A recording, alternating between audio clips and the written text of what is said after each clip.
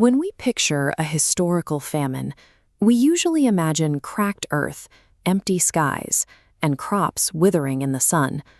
We are taught to see starvation as a tragedy of the weather, a terrible, unavoidable act of nature. But look closely at the deadliest food crises of the 19th and 20th centuries, and you'll find a strange paradox. Often, there was plenty of food right in the middle of the starving regions. In many cases, it was actively being loaded onto ships and exported. Bengal, Ireland, and Vietnam. These regions became the sites of a human catastrophe that occurred on a scale almost impossible to process. Millions of people wasted away while living within reach of some of the most productive agricultural land on Earth. The colonial officials overseeing these territories had the railways, the telegraphs, and the resources to move food to where it was needed.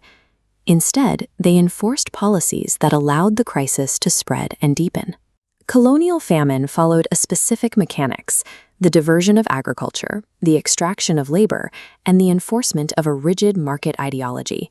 The first step in that formula involved rewriting the physical landscape.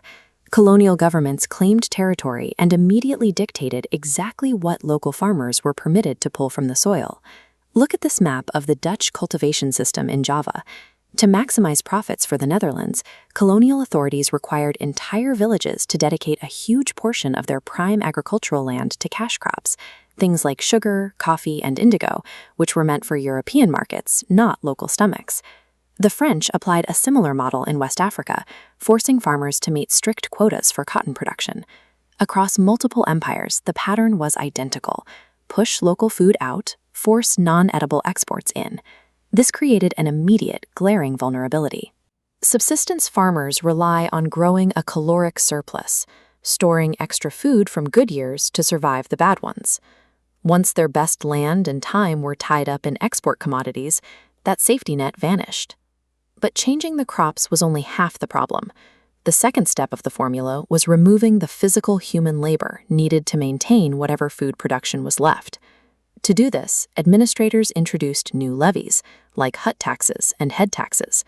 These had to be paid in colonial currency.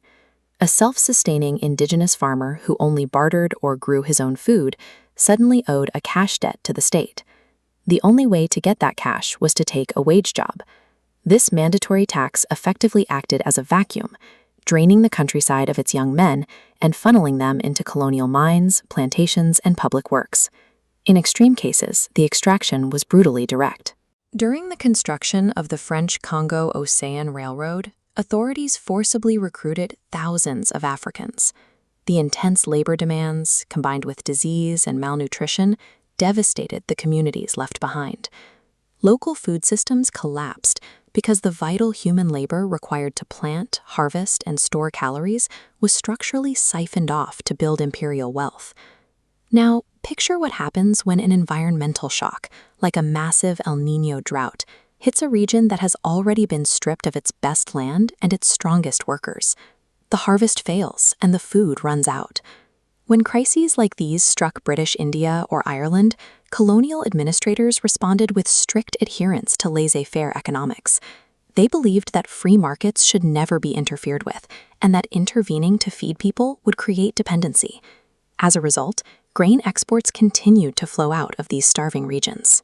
Colonial governments stationed guards at ports to ensure that ships loaded with wheat and rice set sail for global markets, prioritizing imperial revenues over the lives of their subjects. Even their relief programs were weaponized. To get a handful of grain, starving people were forced into labor camps to build roads or canals. The work was grueling, and the rations they received often provided fewer calories than they burned digging the trenches.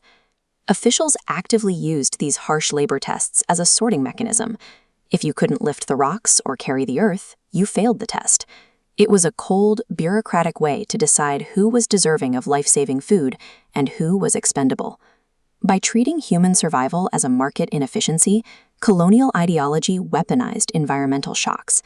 They actively turned a season of scarcity into a lethal, system-wide catastrophe. Decades later, economist Amartya Sen looked closely at this history and developed what he called the entitlement approach to famine, a framework that shifts our focus from the weather to the law. Sen demonstrated that people in these colonies starved because colonial laws and systems legally stripped them of the power to command access to food, regardless of how much was available in the market. This kind of demographic violence leaves a long shadow.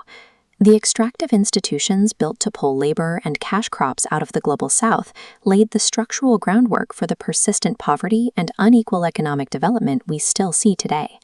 When we look back at the great famines of the 19th and 20th centuries, we have to stop calling them natural disasters.